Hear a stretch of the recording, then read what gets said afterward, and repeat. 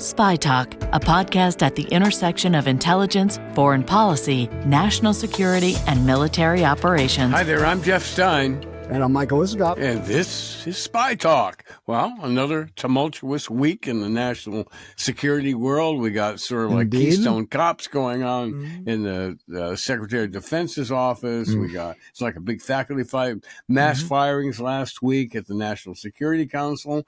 And now new stuff on China spying. And we have a special guest this week. Indeed, we do. The CIA's former chief mole hunter, Sue Miller, who's 39 years at the CIA, and somebody who is deep in the weeds on how we catch, not only how we recruit spies overseas, but how we catch the spies that others recruit against us. And not only that, she is very close to the issue of China spying because she was selected to start up, or stand up, as they say in government speak, the China Mission Center at CIA. This came after tremendous losses in China. Absolutely. Catastrophic. And it's a story that we're going to get into with Sue Miller, but I think that most people don't know in detail just how it is that the Chinese penetrated the CIA over 10 years ago and were able to track down, imprison, and assassinate as many as 30 U.S. spies inside the People's Republic of China. It dried up our knowledge of what's going on inside what is, arguably our biggest long-term adversary. And Sue Miller was right in the middle of it. So I'm very eager to hear what she has to say about that. Well, without further ado, let's bring Sue aboard. Sue Miller, welcome to Spy Talk. Me and my buddy Mike Isikoff are eager to talk to you about all kinds of intelligence things, but let me draw your attention to the front page story in the Washington Post today bemoaning the lack of Chinese spies, in which you are quoted. What's that all about? Why are we washing that linen on the front page of the Post? Well, I don't know, but I was asked to. But bottom line is, over the years, we have lost a lot of Chinese spies because we have tried to target too many too fast. And what happens then is they get caught. If you kind of blanket the world with, stations going after Chinese spies and you judge them by numbers, that's what happens. You end up getting people that aren't that good, and we can't handle them that well. And when I say handle them, we cannot talk to them. I can handle that. But what I'm talking about is securely handle them so that the Chinese government doesn't find them. Right. And it was reported that we lost the Chinese spies because the Iranians figured out how to break into covert comms and told the Chinese about it. That's true. And we've also had, there's a mix of it. So that is true. The Iranians told the Chinese, I think they might have also told the Russians. I can't remember the whole story, but I do believe that they told them about breaking into the covert communications, because what happened was we started to, first of all, we were running too many around the world. And I'm talking about just in general. And secondly, we were handing out covert communications to a whole bunch of different people because we thought it was safer than meeting in person. And it isn't. It needs to be very exquisite. You need to use it for the one guy that is telling you something really important and he lives in the Himalayas. It's got to be something really, really important that you can't meet. And so, yes, we did have an issue where we were handing out way too much, and it was all kind of the same. Let's say the Iranian thing had happened, but we had a good practice where every single system is a little bit different, it wouldn't have mattered. Can I just pick up on that? Because there's been a lot of reporting over the years about what caused the loss of all of our spies in China. I think it was 18 to 20 killed and or imprisoned by the Chinese. There was obvious investigations for years and a huge debate. I'm looking at a 2017 New York Times story. It says investigators were bitterly divided over the cause of the loss of these spies. Some were convinced that a mole within the CIA had betrayed the United States. Others believed the Chinese had hacked the covert system the CIA used to communicate. And there was a convicted spy, Jerry Chun-Xing Lee, convicted in 2019, sentenced to 19 years in prison, former CIA employee, imprisoned for providing national defense information to the Chinese. So which was it? Was it the Iranians? Was it a mole? Was Lee the mole? Or was this more complicated? It's complicated because there are, again, yes, there were some issues with COVCOM and things like that. So that's one piece. Yes, we had some spies. It wasn't just Jerry Lee. Remember the Ma brothers as well. And yes, we had some issues around the world, and this is going back a little bit further, where our tradecraft hadn't caught up with the technology that are in cities today. And so all of that combined over, say, a 10, 15-year period means that we have had some losses. Now, if we have a spy, like inside the China Mission Center, inside the FBI, or inside, the Pentagon or something like that, that makes it worse. Sure. Because that's a human choosing that as opposed to the Chinese exploiting a weakness. And those are the people that kind of tick me off the most. Turncoats, right. On the other hand, we do need to really invest in everything from strengthening our power grids to our comm systems to our satellite comms, the ones and zeros that bounce up and down, et cetera, because all of that you can suck out. And we and everybody else collect a whole lot of stuff. And it's like, I can't decrypt it now, but I might be able to in 2 years. Mm-hmm. And so that stays with you. So it's a long way of saying that human is super important because it gives you the context behind a lot of the SIGINT, and it kind of helps you focus on what's really important. But the SIGINT helps the human because it also can what do I want to say? Emphasize and give us additional information. Let me just translate that for people who aren't familiar with all these acronyms. Oh, I'm sorry. I did acronyms. You want to have a spy who can put a listening device in a Chinese computer. You do. And then you get the signals intelligence, the SIGINT from that. So you need spies to put a drive in, a portable drive into a computer. Let me jump forward and ask you about... I just, before you do, Jeff, I just want to buttonhole the incident from the loss of the Chinese spies between 2010 and 2012. First of all, Jerry Lee, was he effectively the mole who was responsible for some of this? We discovered as well the Ma brothers. The mob? The Ma brothers. They were FBI employees. Right. They were FBI CIA, employees. Yeah. To some extent, one was CIA, one worked for FBI. So they kind of had the whole. So you had the Ma brothers, and you also had Jerry Lee. There's been a couple of others over the years. Another CIA guy. I mean, I have to say, I'm fascinated by this because, we've over the years heard so much about, moles, Russian spies inside FBI, CIA, Aldrich Ames, obviously. Mm-hmm.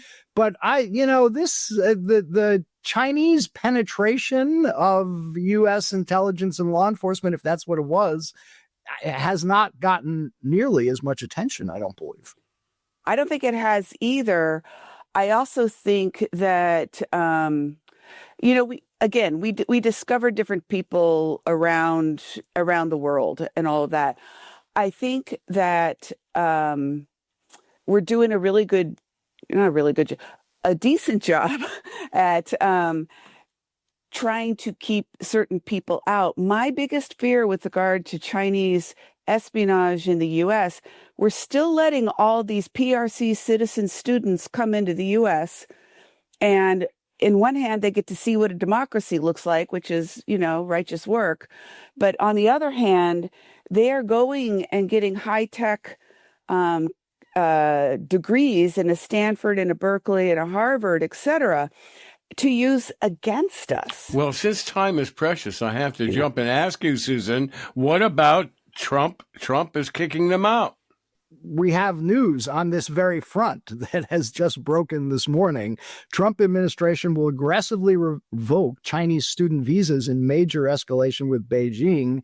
This is from Secretary Rubio announcing that the United States Department will target Chinese students, including those with connections to the Chinese Communist Party or studying critical fields, and revoke their visas. Is this the right move that you're talking about, Sue? Yes. You like this? Yes, it is a very good. I like it. I really, really do, and it's been something that we and the FBI have been saying, we've got to do this. What are we doing? And you can see them copying a whole lot of our products. Now they're going to indigenously make them, and they look a lot like Apple products, because all these students are coming in and working for fighter Apple, planes or transport planes, or fighter planes. Yes, I swear at one point we found that Chinese citizens, and I don't mean all of them are spies, were working on some of our nuclear programs. Not great. I don't mean like with the codes or anything like that, but really, Let me ask you now about this Chinese, this pitch, this recruitment video that the CIA has put together to try to recruit Chinese spies. Yeah. One of the things you said, got my attention in this Washington Post piece, was that, you don't want to recruit a lot of low-level people who put their lives on the line and are giving us marginal chance. We have moral responsibility, their ethical responsibility not to risk their lives. So what do you think about this video pitch that might, strikes me as sort of bottom-feeding some, visa clerk at the Chinese embassy in Tanzania, reaches out to us, wants to spy, wants to get his family out of China, etc. Are we likely to get, recruit any big time Chinese spies? What's the point of all this?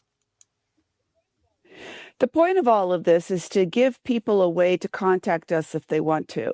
And if they contact us and they have absolutely no good access to secrets, we're not going to put their lives in danger. We're just going to tell them, hey, why don't you go try to work for an American company if you want to become a citizen of America and, go do something like that. We're not going to recruit people that aren't in a position or, have a chance to be in a position where, and what I want to say, not just a chance, we're a logical chance to get in a position that we want them in. But we just don't do that. That was part of our problem when we were having all the problems with the Chinese spies. We were too careless in, we wanted numbers more than we wanted. We just wanted numbers. It's not that we didn't want security. We couldn't handle the security of all of it. Of handling all of those. Yeah. So, one last question for you about the Trump administration and CIA spying opportunities and so on. Closing down a lot of, or proposals to close down a lot of U.S. embassies and consulates in Africa. The general consensus is this is not going to be helpful to the CIA, because actually places where we tend to meet Chinese or North Koreans or whoever we want to recruit are off the beaten track in places like Africa and Latin America and so on, because you can't do a lot of recruiting in Beijing. No. And so the thing is that, yes, you're right. You close a bunch of embassies down, it definitely hurts CIA and hurts our programs and all. But it also hurts the president's power in those countries. Because you close these embassies down and you don't have that kind of interaction with the government, they're going to turn to China.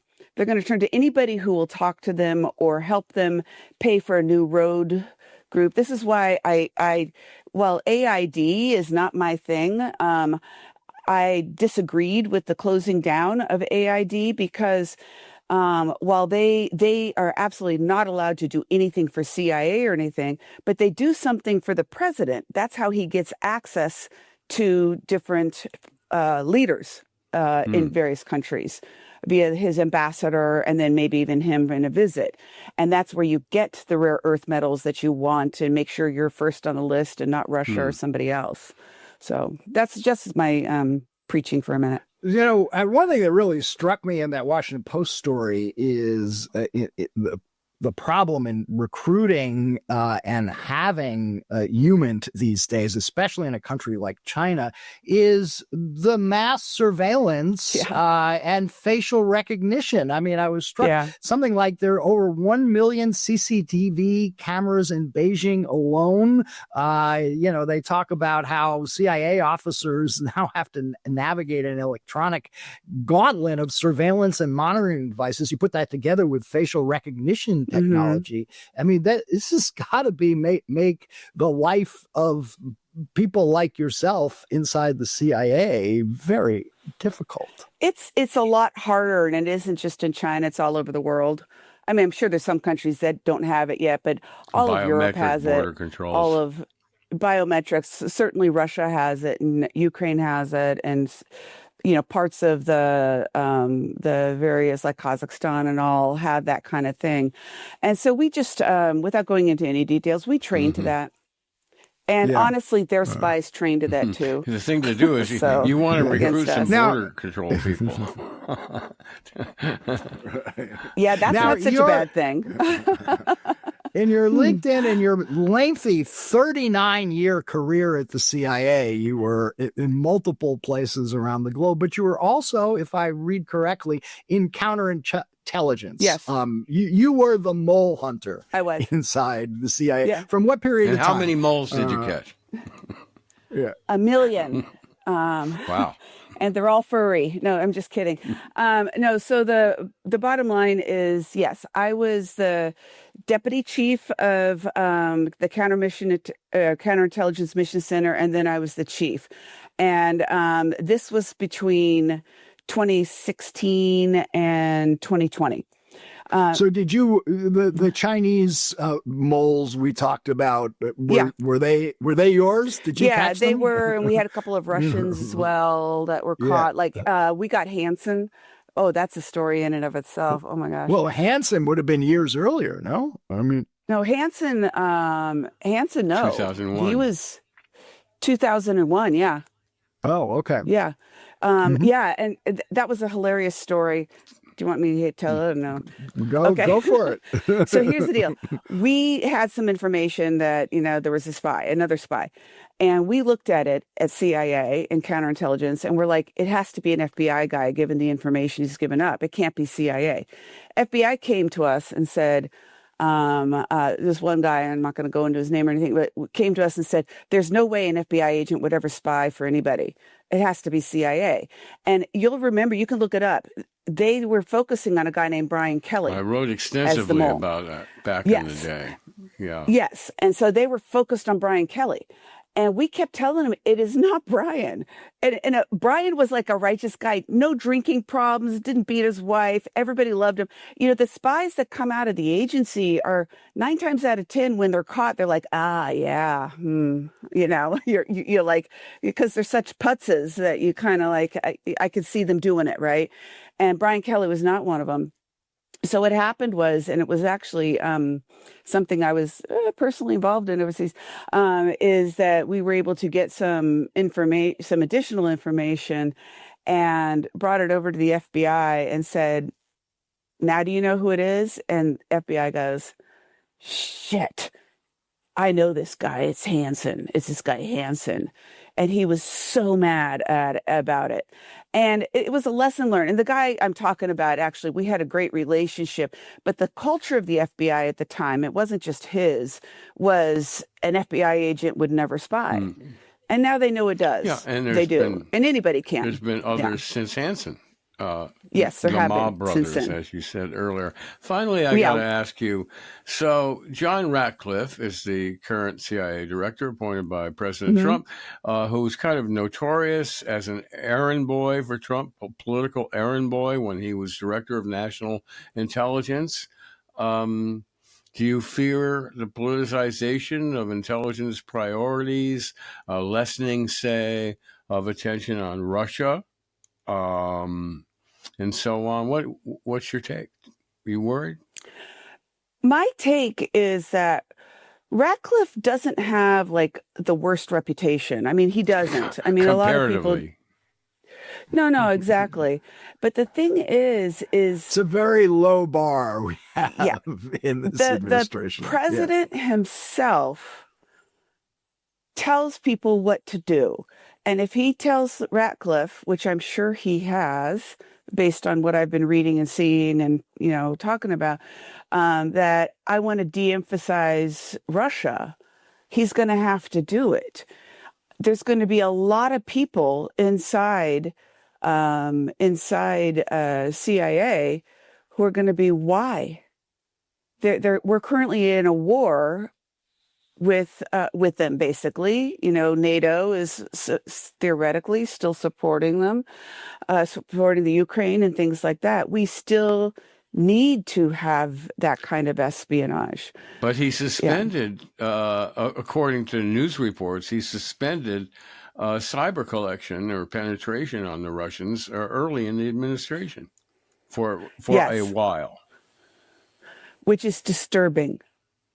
And believe me and my friend group got on about that too. And we were like, that is just Any idiotic. equivalent of that on the human side, the espionage side? Not that I've heard to of break yet. off contact with Russian spies, our Russian spies? I have not heard of that yet. And would you have heard of it, you think, through the TomTom network? Well, yeah. I mean, I hang out with my friends. Some still work there, some don't. And they would have been things like very that, disturbed, and that word would have leaked of that. Yeah, exactly. So I personally haven't heard that. I can ask around again to another, to a couple of people and find out, but and I'll get back to you. But basically, no, I haven't heard that yet. You were responsible for overseeing, if I recall correctly, the intelligence assessment after the 2016 election about Russia and its role in interfering. Yeah, we actually started that a little bit before the 2016 actual inauguration. We had gotten some very good, righteous information that showed that the Russians were trying to influence the election in favor of Trump. Yes, and I headed that paper. And we took a hard look at it. And believe me, we had Democrats and Republican congressmen calling our director all the time saying, here's the outcome we want. Here's the outcome we want. And our director simply said, you're going to get the outcome that's the right one. That's the one that is based on data. We're not going to do something just because one party wants something, one party wants another. And so, and I don't mean the president-elect or the president candidates called. I'm talking about, below. It's like, oh, we really hope this out, that kind of thing. The bottom line is that we can. Is Trump a Russian agent? So we never, good question. We never found anything. We looked at everything. We looked at that possibility that somebody around him might be, et cetera. Now, some of it, we can't do a whole lot on American citizens. So the FBI would have had to have done some looks. And as best as I can remember, they didn't find anything that indicated a recruitment by the Russians of not only Trump, but the people around him. And at the time, I remember being asked, I want to say it was by one of the directors, the same question. And I remember saying, hey, we don't have any information on that. All we know is the Russians were trying to influence the election to get Trump in. Now, could it be because that's their guy who's an agent? Sure. Could it be that that's their guy because they already know he is politically aligned with them? Can I ask, there have been reports over the years that there was a bit of disagreement between particularly people at the agency and the FBI over this, and that Comey and McCabe kept trying to get the Steele Dossier put into that intelligence assessment. They did. They did. No, they did try. Yeah, and what was their grounds for doing so, and what was your grounds at the CIA for resisting that? So at the time, our FBI, with the guys at the FBI, they were talking. They showed us the Steele Dossier, and we said, okay, I get where this came from, but we don't have. Do you have anything that can corroborate it? It was explosive. Don't get me wrong. And if they had one piece of corroboration, believe me, we looked for it too, in our own, with our own assets and things like that. We didn't find anything at that time. Did you question any of the sources that Steele cited? Oh, that I can't remember. He basically only had one real source. Yeah. The guy who was charged in the Durham investigation and acquitted. But it's not like there was a network of sources. Yeah, that FBI were backing doesn't it up. ever have a network of sources. They will get, and they are really But this good. was Steele, not the FBI. Oh, Steele, yeah. Steele, yeah. His, yeah. No, but at the same time, I look back now at the Steele Dossier, and I'm wondering, did we miss something? What do you think? Maybe. Why do you anything? Something in particular that gives you that view? But because Trump wants a third term, anti-constitutional.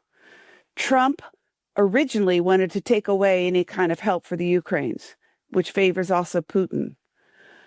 Trump is acting at a minimum like a dictator, and he's acting like Putin. And so that's why I'm reserving my thoughts on that now until I can figure out if there's any more information out there. So Sue Miller, thanks much for coming on the Spy Talk podcast and talking with us about all these current and very sensitive issues. We appreciate it. Thank you. And I appreciate what you guys do as journalists, because honestly, we need each other. So to keep up our democracy. All right. Thank you. Take care. Okay. Well, that was fascinating. And I dare say that this is not the last we're going to hear about China, CIA operations in China. The Trump administration has made a big point. In fact, the Biden administration before us, they're pivoting to China.